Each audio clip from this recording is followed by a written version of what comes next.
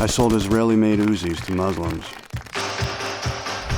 So, we sell by the kilo. They're second-hand weapons, but they're still okay. How many kilos would you like? 5,000. I had a flair for languages, but I soon discovered that what talks best is dollars, dinars, drachmas, rubles, rupees, and pounds fucking sterling. Of course, the U.S. Army got a piece of the action. Army salaries were no better in the 80s than they are today. And some of the brass, like Lieutenant Colonel Southern, needed to raise money for their own private wars. Good to make your acquaintance. This is bullshit money, V. This is small fucking potatoes. What do you want to do, go more legit? No, more illegal. What I would give right now for a plate of cabbage and potatoes.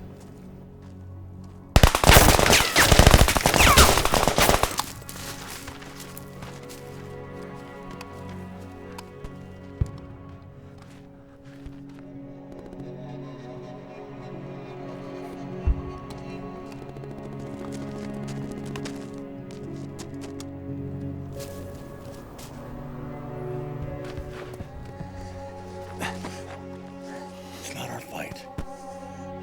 V, come on. Let's go. Come on.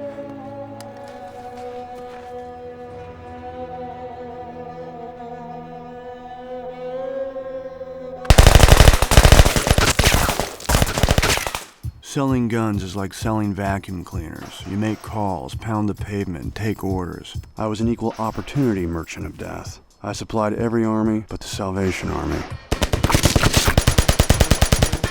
I sold Israeli-made Uzis to Muslims. The best things in life are free. I sold communist-made bullets to fascists. 希望你不是打算要卖这些东西，是个人用的。个人用的。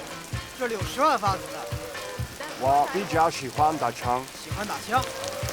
That's what I want.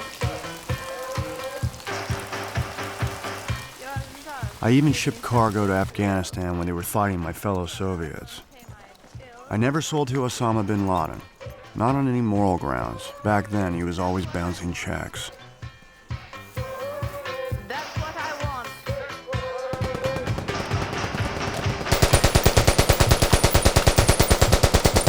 By the mid-80s, my weapons were represented in 8 of the world's top 10 war zones.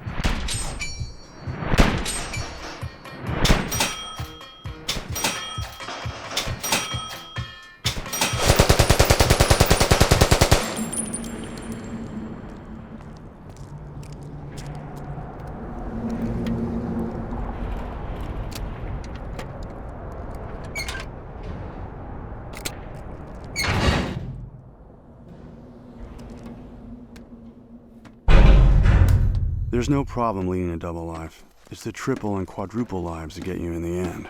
Back then, I carried a French, British, Israeli, and Ukrainian passport and a student visa for the US, but that's another story.